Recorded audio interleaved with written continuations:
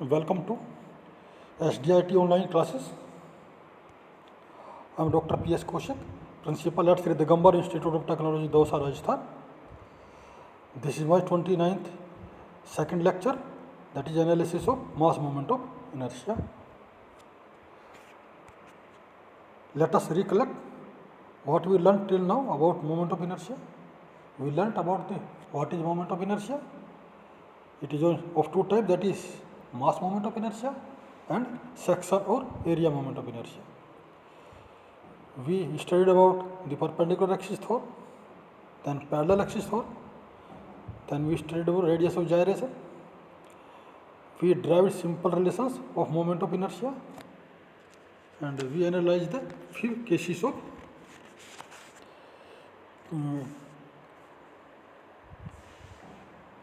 composite sections. In this lecture, we will be deriving relation of mass moment of inertia. That is, moment of inertia, basically, it is the second moment of area or second moment of mass mathematically. But in reference to the engineering, we say that mass moment of inertia is the inertia against the agent which tends to turn the body, that is a torque. The moment of inertia is just similar to the inertia in case of rectilinear motion, where as per Newton's first law, every body tends to remain in static or in the uniform motion. Similarly, we can say every body tends to remain in static condition or in the rectilinear, in the rotary motion until unless it is being disturbed or tried to change its position by the external agent, which we call as torque. The turning effect of a force is called moment, and the pure twisting moment is called torque. So we can say that mass moment of inertia is the inertia against the rotary motion. Then section moment of inertia, this term is applicable for sections, that is beams and structural members. It is the inertia against the bending moment. We will study in the chapter that is strength of material, in which we will study the relation M upon I equal to sigma bending, that is bending stress upon maximum bending stress upon Y equal to E upon R. Here M is a bending moment,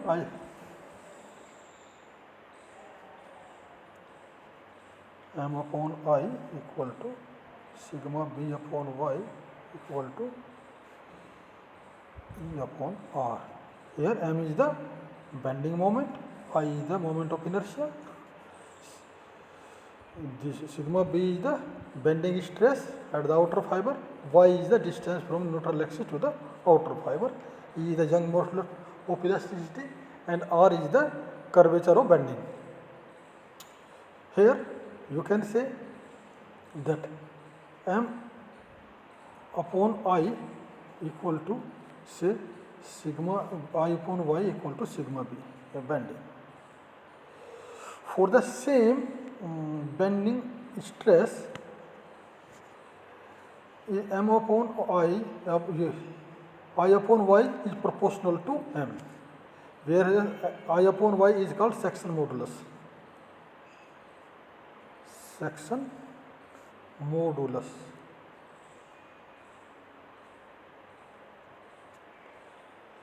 Which is denoted by Z.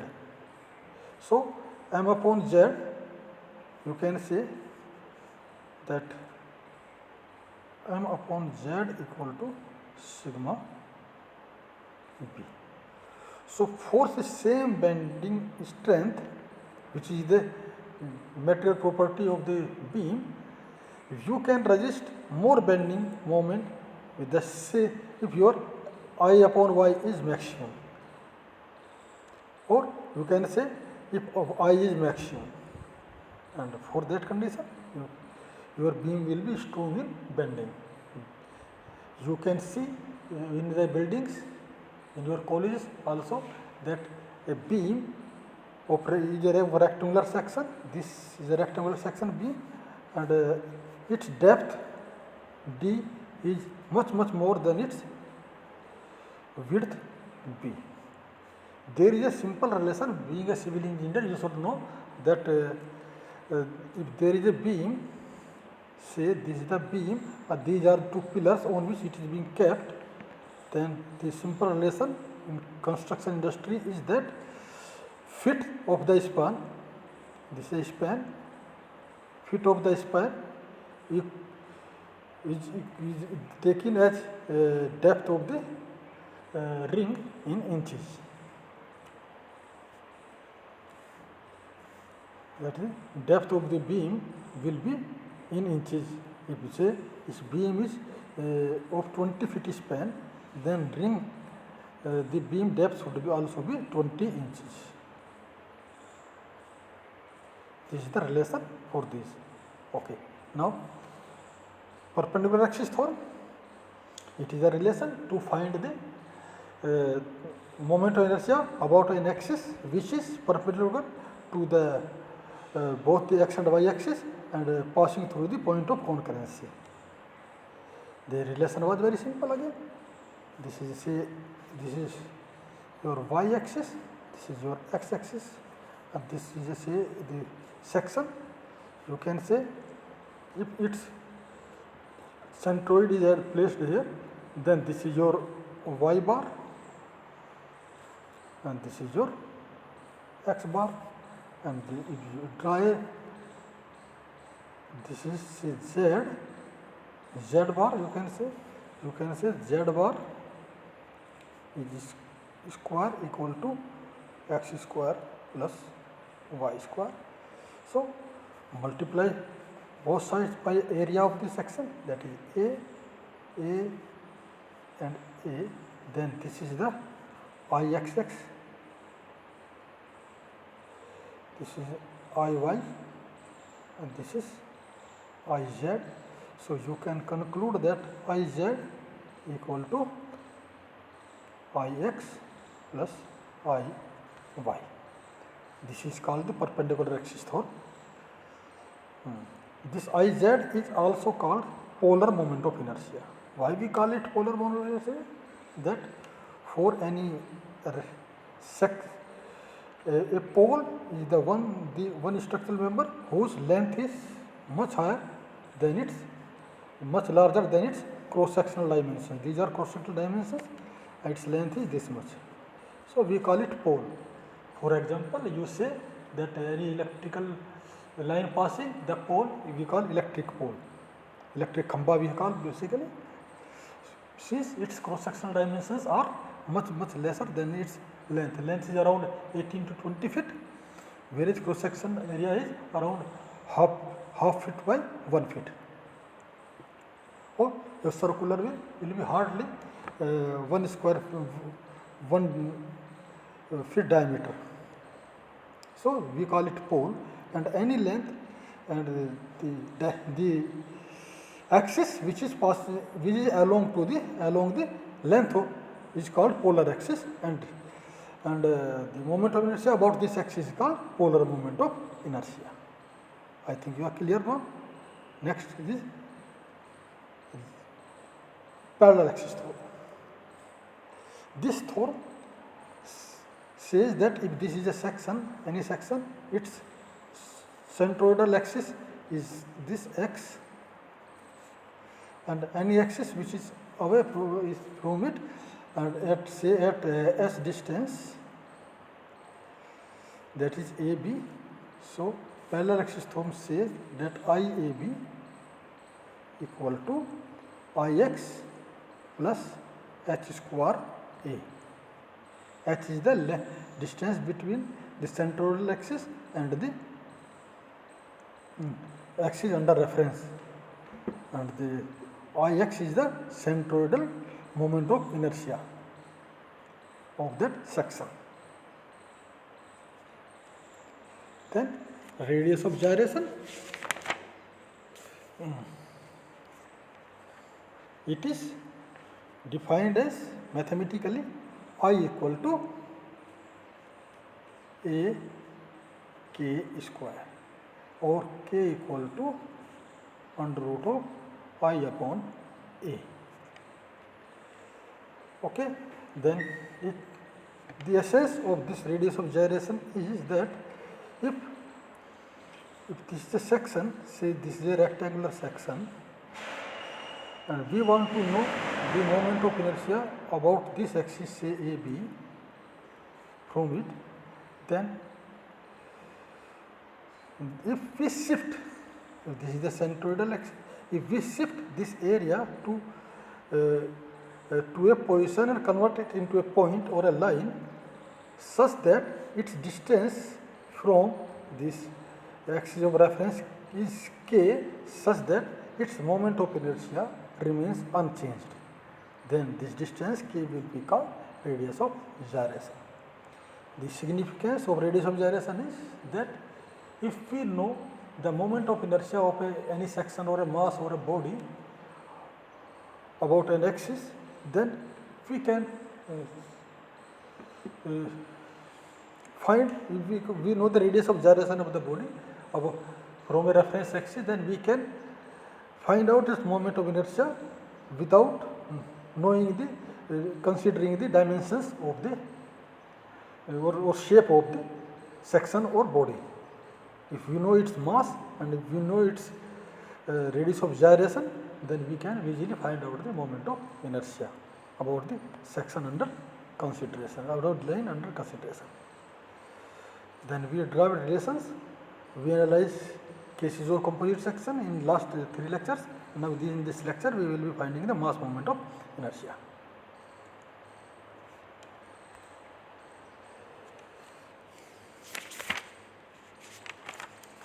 Mass moment of inertia. The inertia of a body about a particular axis is defined as the product of mass and the square of the distance between the mass center and the body of the body and the axis. It is the steps taken are similar to how we did in finding the centroid of a section or a body in the centroid and center of gravity chapter. Here we can say that this body is split into number of parts, M1, M2, M3 and Mn, like this. Then this is Mn. Then we can say these are a distance of R1, R2, R3 from the reference axis. Then I will be M1 R1 plus square plus M2 R2 square plus Mn Rn square or summation Mr square.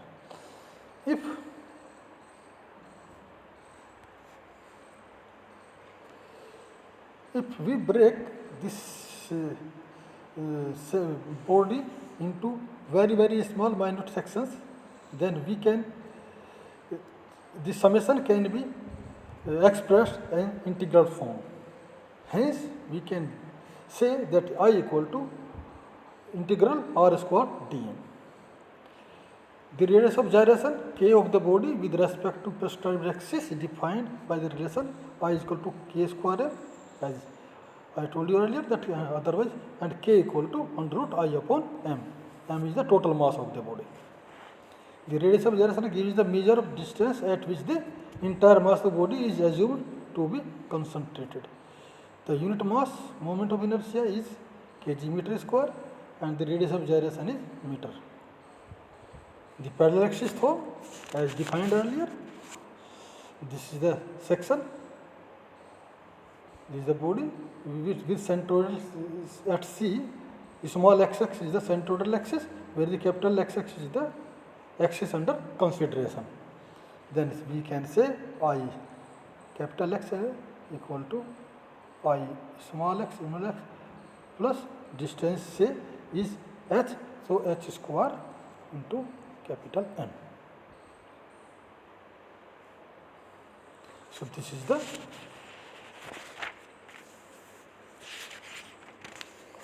parallel axis found. Now comes your mass moment of inertia for specified cases.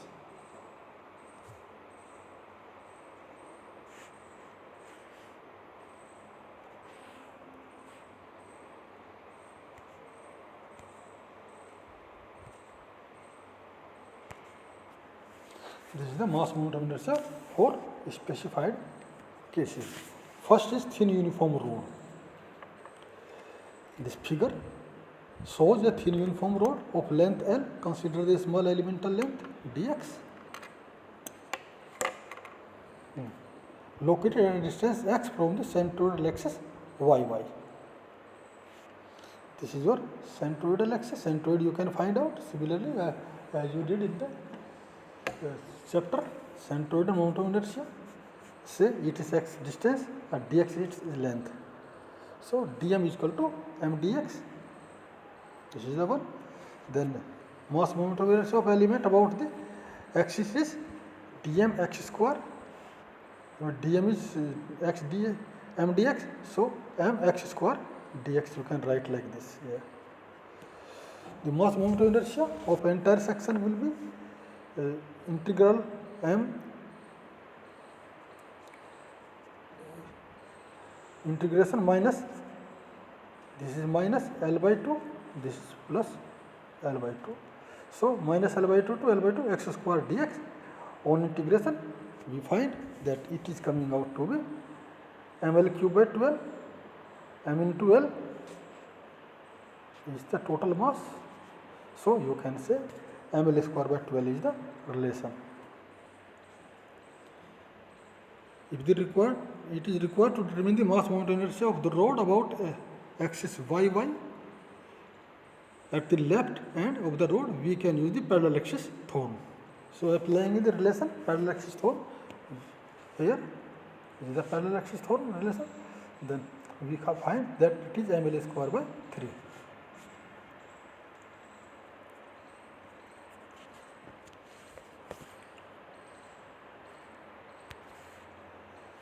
For a rectangular plate of say uniform thickness T, this is the uniform thickness T. So mass is density into volume, density, say rho is the density, then BTD is the volume. So total mass is equal to density into B into T into D. Now consider a elemental strip of length dy y distance away from the centroidal axis xx. So the mass of the element dm is equal to rho b t dy. Rho, this is the b and this is the t and this is the dy into rho. So rho b t dy is the then its momentum inertia, that is dm into y square.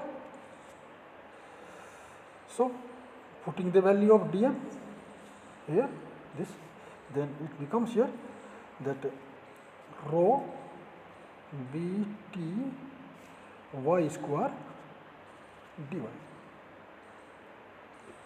Now again whole mass is can be total moment of inertia about centroidal axis xx can be calculated as rho bt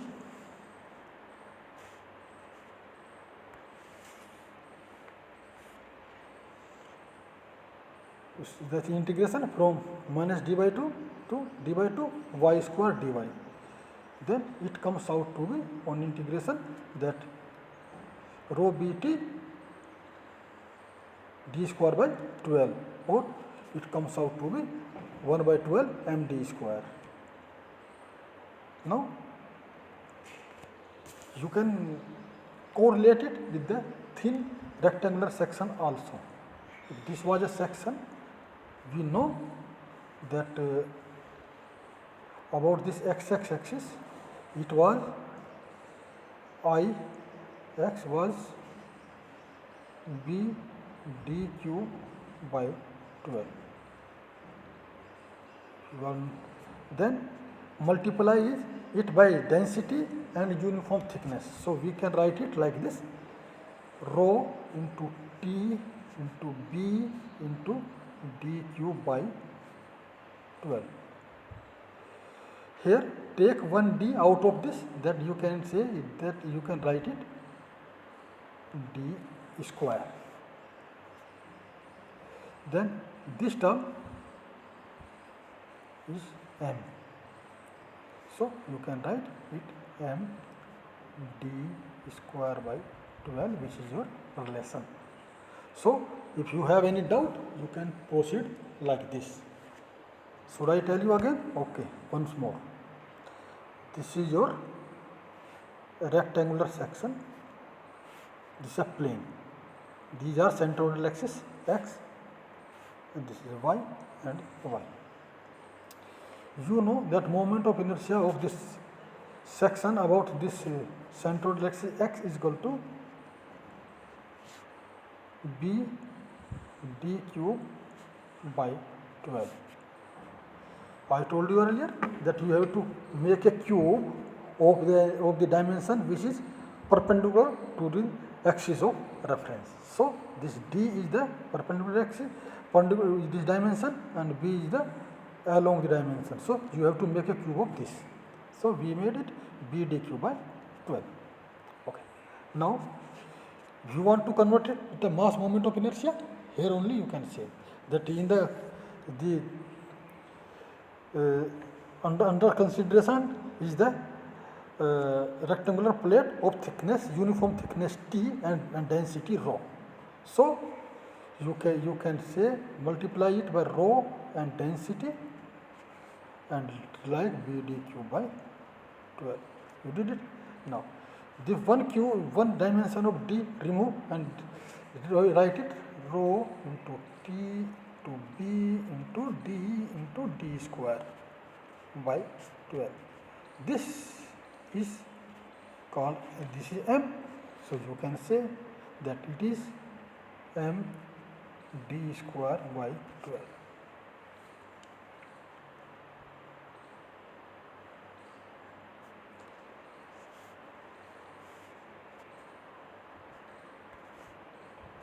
Now mass moment of inertia of a triangular plate. Refer to figure again. This is the triangular plate of uniform thickness T. The mass of the plate again, density into volume. Volume can be found out b t cube by h t by 2. That is, h is the height, and t is the thickness, and b is the base. The base, as you know, for any triangular section, the area is given by half b h square. If you multiply it by thickness and density, then you will find the mass. It is equal to mass. Now, again, the same fashion as we did for the triangular section, we will proceed the same way. Here, consider the elemental strip, assume rectangular, of the width L and depth y located at a distance y from the baseline. Mass of the elemental strip dm is equal to rho T y dy. Mass moment of inertia of the strip about the base equal to m dm y square, or rho L T y square dy. L is the horizontal dimension of the elemental strip. Now here we have L and H both are variable, as the H varies from 0 to total height H. ठीक है, that has height varies from 0 to H, 0 to H. The L also varies from B to 0. Hence, we have to take this L in terms of H and B. So, we will be using the two similar triangles, this and this. So, L upon B is equal to H minus Y upon H. This is H minus Y. So, height upon height equal to base upon base. So, height upon height this is, and then base upon base, that is equal to L upon B. The relation comes out to be this much. Then total the mass moment of inertia of triangular plate about the base is 0 to H integration rho B H minus Y upon H into T into Y square dy. On integration, you find it comes out to rho B T H cube by 12. Then this 1H is removed from H and multiplied with the rho B H T by 2. This is rho B H T by 2 into H square by 6, which give you 1 by 6 mH square. 1 by 6 mH square. Okay. The same relation, this relation you can find out if you know that, as you know that for any triangular lamina, this I base is equal to BD cube by 12, and about centroidal axis say x, it is BD cube by 36. By this time you must be in a position to understand these things. Again same thing, multiply it by rho and uniform thickness T, then it will be rho, and then you can say that you get 1 by 2 into 1 by 6, this is 1 by 12 automatically, into rho T B H, this is into H square. So, you can say this by 2 is the mass and H square by 6 is the height square by 6. So, you can say it is mH square by 6 as shown in the here.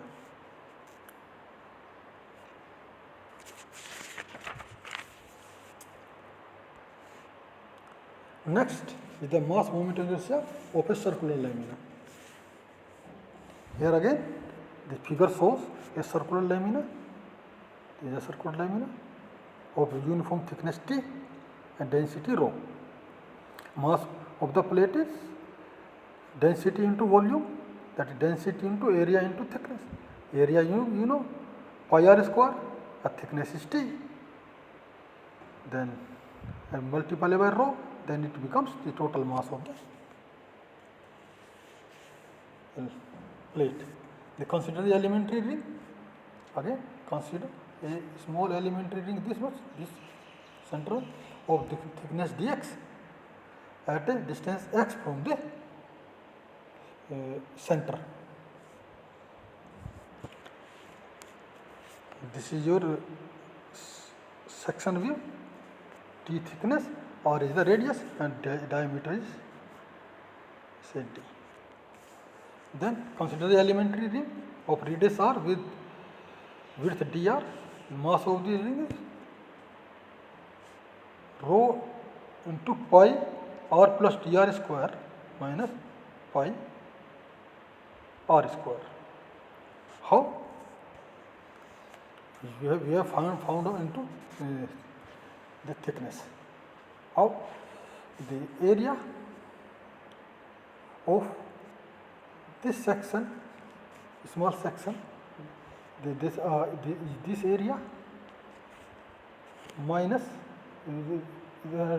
this area, say, okay, I will draw it separately.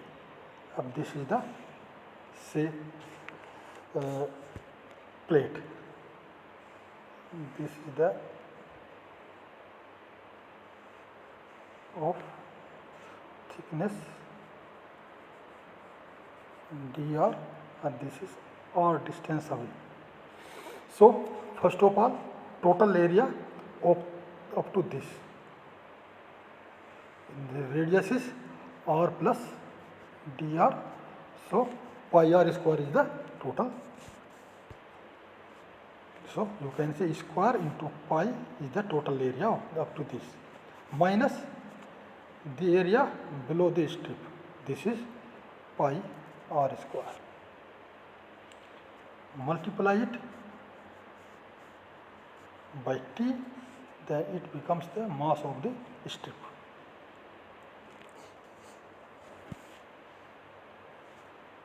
Then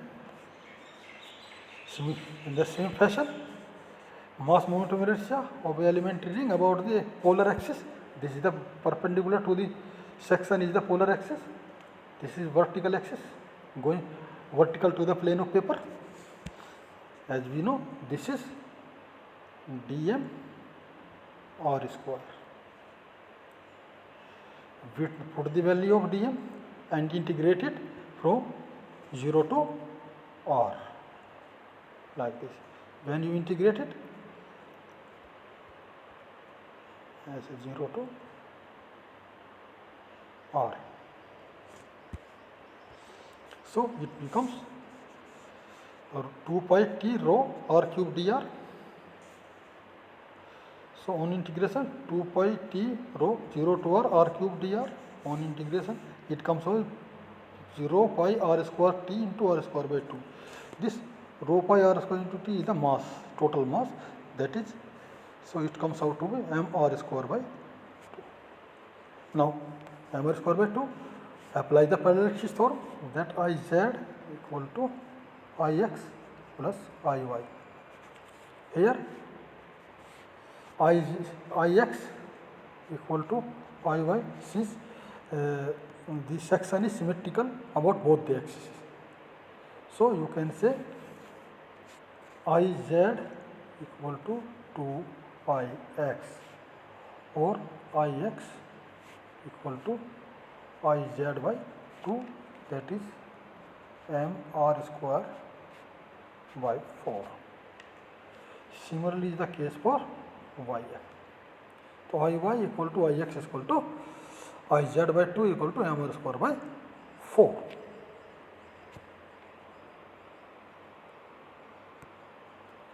Thanks for watching this video. I think this lecture would have been worth.